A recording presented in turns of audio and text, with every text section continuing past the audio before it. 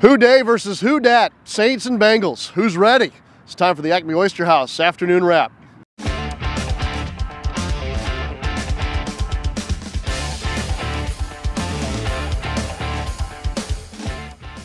Hi again, everybody. Welcome into the ACME Oyster House afternoon wrap with John DeShazier. I'm Sean Kelley, outside here today at the Oshner Sports Performance Center. We're outside, the two of us, getting ready for the outdoor conditions in Cincinnati. Unfortunately, because of all the rain here in the area today, the Saints practice inside one more time in getting ready for Sunday afternoon's football game. Well, you want to be able to get the work done. And more than that, you don't want anybody slipping around on a Friday and, maybe pulling a hamstring or something like that, getting an injury before you go into Sunday's game. It seems to be a pretty healthy football team right now. We know that obviously Cam Meredith is now going on the IR to get an e-scope done. But John, for the most part, this team is fully stocked and seemingly in good position for this 9th football game of the year. Yeah, you're talking about halfway through the season basically in terms of games, and considering some of the physical teams and the physical games that the Saints have played, to be this healthy going into week 9 or week 10 actually is really a big thing for them. Yeah, the Bengals are banged up, by the way, and probably the most notable of their injuries going in, A.J. Green. John, he's been ruled out for Sunday.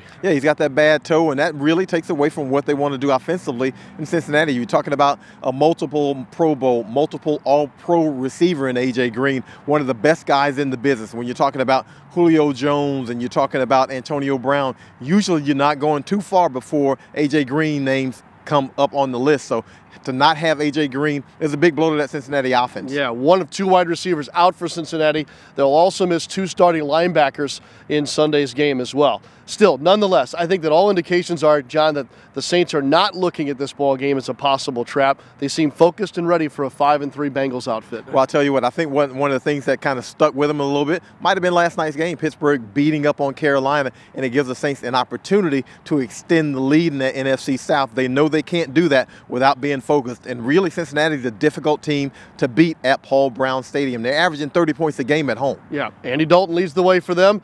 And Saints linebacker A.J. Klein knows that the Saints defense certainly has their hands full this weekend.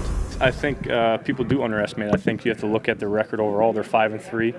They're leading their division, and they're a very talented offensive football team.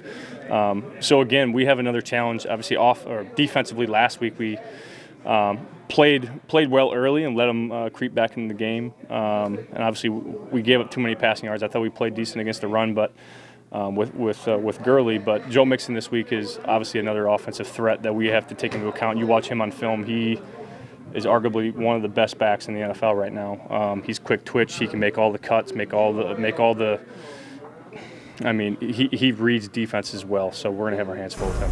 Staying on that defensive side of the football, the Saints begin the second half of the season certainly looking to improve on one particular thing: red zone defense, and they hope on Sunday in Cincinnati it's a new beginning. Yeah, that's a big area of concern. Now, opponents are scoring touchdowns 71.4% of the time they reach the red zone against the Saints. That's alarmingly high, and that's a number that has to be shaved down. Saints defensive end Cam Jordan is in full agreement. We'd love to keep them out the red zone. Realistically, their offense is moving quite well, especially with Joe Mixon being more involved in their offense. So when they hit the red zone, it's definitely going to be on us to try and put a clamp on Joe Mixon, as well as focus on their remaining wide receiver threats. All right, let's flip it over to the other side. Saints offense versus the Cincinnati defense. And John, I don't want to buy into all the numbers, but it's hard to ignore the fact that Cincinnati's defensive numbers right now are not good halfway through the season. Well, the numbers say Cincinnati's awful defensively, and that's one of the things that the Saints have to feel like they can attack. Cincinnati, 3rd from last in scoring defense. They're last in total defense in terms of yards. They're last in passing defense in terms of yards. So they have some areas that the Saints have to feel pretty good about attacking. Yeah, and attacking they will. Saints running back Mark Ingram, though, ignoring those numbers, fully respecting his opponent this weekend. They're a good team, man. They're 5-3 coming off a bye week. Have explosive offense, have some playmakers on defense. They're going to be hungry coming off the bye week. They have playoff aspirations. They have aspirations of winning their division. So every game is important to them, just like it is to us.